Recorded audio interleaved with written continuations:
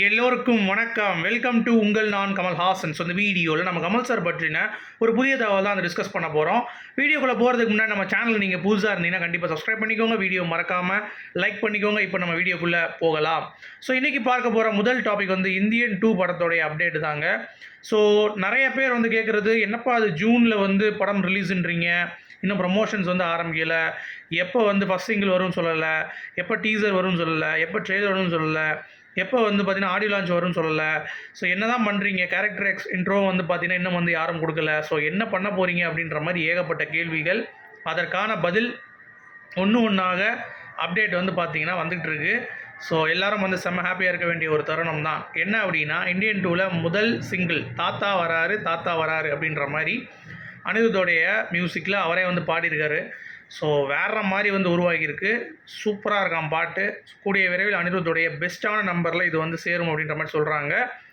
அது மட்டும் இல்லாமல் அந்த படத்தோடைய ஆடியோ லான்ச் மே 3வது வாரம் வந்து பிளான் பண்ணியிருக்காங்களாம் இப்போதைக்கு. சரிங்களா? அது மட்டும் இல்லாமல் டீசர் ட்ரெய்லர் அப்படியே வந்து பேக் டு பேக் வந்து பண்ணிவிட்டு மே மாதம் ஃபுல்லாகவே வந்து ப்ரமோஷன்ஸ் அப்படிங்கிற மாதிரி வந்து சொல்கிறாங்க. ஸோ ஜூனில் படம் நம்ம எதிர்பார்த்த மாதிரியே நன்றாக செதுக்கியிருக்கார் சங்கர் சார். ஸோ பாட்டும் வந்து ரிலீஸ் ஆக போது வரிசையாக வந்து பார்த்திங்கன்னா அதற்கான அப்டேட்ஸும் வந்து நமக்கு வந்து பேக் டு பேக் வந்துட்டு இருக்கும். இந்தியன் 2 பற்றின பாக்ஸ் ஆஃபீஸு, தேட்டர் என்ன தேட்டர் வந்து வரப்போகுது, இந்த மாதிரி ஏகப்பட்ட அப்டேட்ஸ், அந்த படத்தை பற்றி ஃபுல்லாக அப்டேட்ஸ் வந்து நம்ம சேனலில் பேச போகிறோம். ஸோ கண்டிப்பாக சேனலை சப்ஸ்கிரைப் பண்ணிக்கோங்க, மறந்துடாதீங்க. ஓகேங்களா? ஸோ இந்தியன் 2க்கு இதுதான் அப்டேட்டு. அடுத்து ஆடியோ லான்ச் எங்கன்னு பார்த்தீங்கன்னா நேரு ஸ்டேடியத்தில் வந்து பிளான் பண்ணியிருக்காங்களாம். ஸோ கண்டிப்பாக அங்கே தான் வந்து இப்போ வந்து வென்யூ லாக் பண்ணியிருக்காங்க அப்படின்ற அப்டேட். அடுத்து கல்கி 2898 பொறுத்த வரைக்கும் கேமியோ ரோலில் கமல் சார் வந்து பண்ணியிருக்காரு அப்படின்றது அவரே சொல்லிட்டாரு. அதுக்காக 150 கோடி ரூபா சம்பளம் அப்படின்ற மாதிரி ஒரு பக்கம் இருந்தாலும், அந்த கேமியோ வந்து நாக அஸ்வின் வந்து அவருடைய பர்த்டே அன்னைக்கு கமல் சார் வந்து ஃபோன் பண்ணி விஷ் பண்ணி ஒரு 10 நிமிஷம் பேசியிருக்காரு. அதில் நாக அஸ்வின் வந்து சொன்ன விஷயம் என்ன அப்படின்னா, சார்கிட்ட நீங்கள் இந்த படம் இந்த கேரக்டர் எடுக்கலை அப்படின்னா வேறு யாரையும் நான் நினச்சி கூட பார்க்க முடியாது சார், அந்தளவுக்கு நீங்கள் வந்து இந்த கேரக்டருக்கு ஜஸ்டிஃபிகேஷன் கொடுத்துருக்கீங்க, நான் என்ன நினச்சேனோ அதை விட ஒரு 100 மடங்கு அதிகமாக வந்து பண்ணியிருக்கீங்க அப்படிங்கிற மாதிரி அவர் வந்து மென்ஷன் பண்ணியிருக்காரு. இன்னொன்று, நான் எழுதுகிறப்பே கமல் சார் வச்சு தான் அந்த கேரக்டர் எழுதினேன், ஸோ அதனால் அவர் மட்டும்தான் இதை வந்து பண்ண முடியும் அப்படின்ற ஒரு மைண்ட் தாட்டில் நான் வந்து எழுதியிருக்கேன். கண்டிப்பாக அதிலிருந்து 1% கூட கமல்ஹாசன் அவர்கள் வந்து பார்த்தீங்க அப்படின்னா குறைச்சி பண்ணலை, ஃபுல்லாக சாட்டிஸ்ஃபை பண்ணிட்டார் என்ன அப்படிங்கிறது தான் வந்து பாயிண்ட்டு. ஸோ சில பேர் வந்து சிரஞ்சீவின்றாங்க அவருடைய கேரக்டர் பேர், சில பேர் வந்து பார்த்தீங்கன்னா காளின்றாங்க. ஸோ எது அப்படிங்கிறது நமக்கு வந்து கண்டிப்பாக வந்து தெரியல. ஸோ அதை வெயிட் பண்ணி பார்ப்போம். ஆனால் அமிதாப் பச்சன் அவர்களுக்கே 10 மில்லியன் வியூஸை தாண்டி போயிட்டுருக்குங்க அஸ்வதமா அப்படின்ற அந்த கேரக்டர் இன்ட்ரோ. அடுத்து கமல்ஹாசன் அவர்களுடைய இன்ட்ரோ தான் அப்படிங்கிறது தான் வந்து சொல்கிறாங்க. ஸோ அப்படி மட்டும் வந்துச்சு அப்படின்னா கண்டிப்பாக ஒரு பீக் வந்து எடுக்கும் அப்படிங்கிறது தான் பாயிண்ட்டு. ஸோ வெயிட் பண்ணி பார்க்கலாம். ஸோ கமல் சார் காளியா இல்லை சிரஞ்சீவியா அப்படிங்கிறத கூடிய விரைவில் நமக்கு வந்து கல்கி டீம் அனௌன்ஸ் பண்ணுவாங்க அப்படிங்கிறது தான் எனக்கு தெரிஞ்சு இன்னும் ஒரு 3 நாட்களில் வரும் அப்படின்ற மாதிரி சொல்லியிருக்காங்க.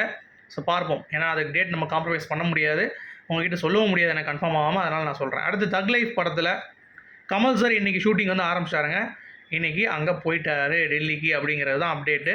ஸோ போயிட்டு அவருக்கான அந்த ஷூட்டிங் வந்து ஆரம்பிச்சிட்ட மாதிரி சொல்கிறாங்க. ஆனால் இது வரைக்கும் அந்த அப்டேட் வந்து வரலைங்க. ஏன்னா இன்றைக்கி கமல் சார் வந்து பார்த்திங்கன்னா லுமேர் அப்படின்னு சொல்லிட்டு சினிமாட்டோகிராஃபரை வந்து பெருமைப்படுத்தும் வகையில், ஏற்கனவே அபூர்வ சிங்கீதம் அப்படின்னு சொல்லிட்டு சிங்கீதம் சீனிவாசராவ் டைரக்டர் இருக்கார்ல, அவரை பெருமிதப்படுத்தும் வகையில் ஒரு ப்ரோக்ராம் வந்து நடத்தினார். 4 படங்கள் வந்து திரையிடப்பட்டது.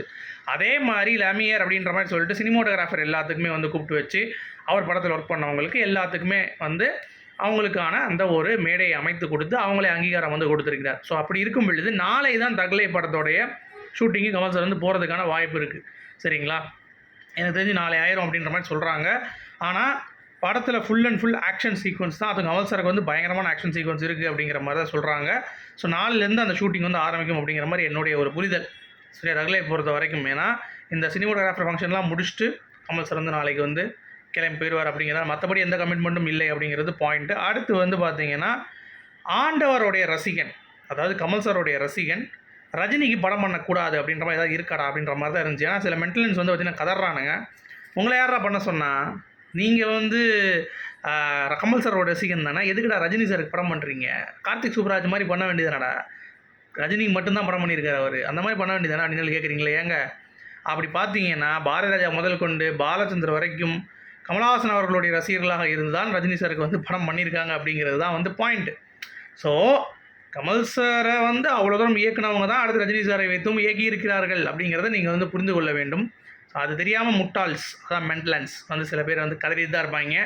உங்களுக்கு என்னடா தெரிய போகுது அந்த மவுஸ் அப்படிங்கிற மாதிரி நம்ம கண்டிப்பாக சொல்லணும். அடுத்து கல்கி 2898 AD பொறுத்த வரைக்கும் என்னப்பா ரொம்ப லேசியாக இருக்குது இந்த டீமு அப்படின்ற மாதிரி சொல்கிறாங்க. ஏன்னா இந்தியன் டூவும் சரி கல்கி 2898 ADயும் சரி ப்ரொமோஷன்ஸ் அப்படிங்கிறது இன்னும் வேகப்படுத்தணும். ஏன்னா ஜூன் மாதம் ரிலீஸுங்கிறப்ப இன்னும் வந்து எதுவும் பண்ணாமல் இருக்காங்க. அட்லீஸ்ட் இவங்களாச்சும் அஸ்வதாமா வந்து அமிதாப் பச்சனோட கேரக்டர் ரிவீல் பண்ணுறாங்க. இந்தியன் டூ ரொம்ப மோசம் அப்படின்ற மாதிரிலாம் வந்து சொல்லியிருக்காங்க. ஏன்னா நார்த் இந்தியன் ஆர்டிக்கல்லே வந்து பார்த்தீங்கன்னா எழுதியிருக்காங்க இந்த மாதிரி வந்து high hopes on Indian two and கல்கி அப்படின்னு சொல்லிட்டு. ஸோ அப்படிப்பட்டவங்க வந்து இங்கேயே ப்ரொமோஷன்ஸ் ஒழுங்காக பண்ண மாட்டுறாங்கன்னா அப்புறம் எப்படி நார்த் இந்தியாவில் பண்ணுவாங்க அப்படின்ற மாதிரிலாம் கேள்வி எழுப்புறாங்க. ஸோ இதுக்கு வந்து எல்லாரும் அவங்க தான் பதில் சொல்லணும், அந்த டீம் தான். ஏன்னா இப்படி பண்ணாமல் இருந்தாங்கன்னா ஒன்றும் பண்ண முடியாது அப்படிங்கிறது தான். அடுத்து நடிகர் சங்கத்தில் வந்து பார்த்தீங்கன்னா கமல் சார் வந்து பில்டிங் கட்டுறதுக்கு 1 கோடி ரூபாய் வந்து பார்த்தீங்கன்னா கொடுத்துருக்காரு. ஸோ எல்லோரும் அவங்க தொகையை கொடுத்துருக்காங்க. கமல் சாரும் வந்து பார்த்தீங்கன்னா ஹெல்ப் பண்ணியிருக்காரு. ஸோ அந்த மனசு வேறு லெவல் அப்படிங்கிறது தான். அடுத்து மதுரை மீனாட்சி அம்மன் சித்திரை திருவிழாவுக்கு வந்து பார்த்தீங்கன்னா தேர் இழுப்பாங்கல்ல, அதில் கமலஹாசன் சாரோடைய பாடல் குணா படத்தினுடைய பாடல் தான். என்ன படம் உங்களுக்கே தெரியும், இப்போ மஞ்சுவல் பாய்ஸு. ஸோ உண்டான காயம்னு அந்த சாங்கை போட்டுட்டு அங்கேயே வந்து தேர் இழுத்தாங்க அப்படின்னா பார்த்துக்கோங்களேன்.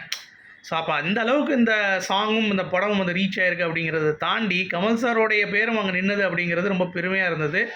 ஸோ அதில் வச்சிட்டாங்க அப்படிங்கிறது தான். சரிங்களா. அடுத்து வந்து சித்தார்த் அவருடைய இன்ஸ்டா ஸ்டோரி பார்த்தீங்களா, மாஸ்டர் ஷாட் அப்படின்னு சொல்லி போட்டிருந்தாரு. கமல் சார் வந்து அப்படியே மைக்கை வச்சு நிற்கிற மாதிரி வேற மாதிரி இருந்தது அந்த ஸ்டில்லு. பார்க்காதவங்க போய் பாருங்கள், அதையும் நான் அப்டேட் பண்ணிக்கிறேன். அடுத்து MS பாஸ்கர் அவர்கள் கமல் சார் நடிக்கும் பொழுது எனக்கெல்லாம் வந்து நிறைய விஷயங்கள் அவர் நோட் பண்ணுவேன். அவர் கண்கள்லேருந்து அவருடைய எல்லா முக பாவனைகள் என்ன அப்படிங்கிறத நான் வந்து இது பண்ணுவேன். அப்பா இப்படிப்பட்ட ஒரு கலைஞனா ஒரு ஷாட்டுக்கு இந்த மாதிரி கொடுக்க முடியுமா அப்படின்ற மாதிரி நான் பிரமிச்சு போனேன். நிறைய இதில் வந்து நான் கமல் சாரை பார்த்து நிறைய கற்றுக்கிட்டேன் அப்படின்ற மாதிரிலாம் MS பாஸ்கர் ஐயா அவர்கள் வந்து பேசியிருக்காரு. அது வந்து ரொம்ப நல்லா இருந்தது. அடுத்து விருமாண்டி ஆஸ்ட்ரோ OTTயில் ரீமாஸ்டர்ட் வெர்ஷன் அவைலபிள் இருக்குது. ஸோ பார்க்கணுன்னா பார்த்துக்கோங்க. ஸோ கிளாரிட்டிலாம் பக்காவாக இருக்கான் விருமாண்டி. ஸோ அதே ஒரு அப்டேட் வந்து வந்துச்சு, அதை நான் கூட சொல்லிட்டேன். அடுத்து இந்த உத்தம வில்லன் படம் இருக்குது பார்த்தீங்களா, அதில் இந்த பிராமின்ஸ்லாம் வந்து ஒன்று சேர ஒருத்தவங்களை வந்து ஒரு இடத்துல வந்து எடுத்துகிட்டு வந்தாங்க எல்லாமே. அது வந்து கமல் சார் ஹெல்ப் பண்ண ஒரு புரோகிதர் ஒருத்தர் இருக்கு. அவர் வந்து இன்றைக்கி ஒரு பேட்டியில் பேசியிருக்கார். என்ன அப்படின்னா, கமல் சார் வந்து எல்லாத்தையும் கவனிப்பார். இப்போ அவர் ப்ரொடெக்ஷன் இல்லைனா கூட அவர் வந்து என்னென்ன கொண்டு வந்திருக்கீங்க, என்ன வந்திருக்கீங்க அப்படின்ற மாதிரி எல்லாத்தையுமே கவனிப்பார் அவர். ஸோ அந்த மாதிரிலாம் நான் யாரையும் பார்த்ததில்லை அப்படின்ற மாதிரி அவர் வந்து அந்த கேரக்டர் பண்ண அவர் வந்து பேசியிருக்காரு. ரொம்ப அற்புதமாக இருந்தது. அடுத்து வந்து தடா ரஹீம் அவர்கள், இவரை பற்றி பேசி ஆகணுங்க. என்னென்னா, கமலஹாசன் வந்து பார்த்தீங்கன்னா முஸ்லீம் விரோதி அப்படின்ற மாதிரியே வந்து சித்தரிச்சிட்டு இருக்காரு. இந்தியன் லீக் பார்ட்டி, அதனுடைய வந்து நேஷ்னல் லீக் பார்ட்டி அது ஒன்று, சரிங்களா. அதில் வந்து அவர் வந்து தலைவராக இருக்காருங்க. அவர் ஆள்லாம் ஒன்றும் கிடையாது. இது கமலஹாசனை பற்றி பேசி அவர் வந்து கொஞ்சம் பாப்புலர் ஆகிறாரு அப்படின்ற மாதிரி சொல்லிக்கலாம். அவர் வந்து சொல்லியிருக்காரு. உடனே எல்லாத்துக்கும் கீழே பதிலடி கொடுத்துட்டாங்க. ஹேராம் பார்க்கலையா, போய் பாரியா அப்படின்ற மாதிரி. அப்புறம் சவுக்கு சங்க அரசியலுக்கு வந்து உங்களுக்கு என்னடா, கமலஹாசன், விஷால், அப்புறம் வந்து விஜய் வரலாம், ஆனால் சவுக்கு வரக்கூடாதா அப்படின்ற மாதிரி கேட்டிருக்காரு. யாரா அந்த கோமாளி குறுக்க முறுக்க ஓடிட்டுருக்கேன் அப்படின்ற மாதிரி தான் நமக்கு வந்து தோணுது. ஸோ வெயிட் பண்ணி பார்க்கலாம். அடுத்து கமலஹாசன் அவர்களுடைய கேரக்டர் கல்கியில் எத்தனை வியூஸ் போகும் சாரோடது அப்படிங்கிறத கீழே வந்து கமெண்ட் செக்ஷனில் சொல்லுங்கள். ஓகேங்களா. மீண்டும் நாளை இன்னொரு சந்திப்போம். அது வரைக்கும் குட் பை.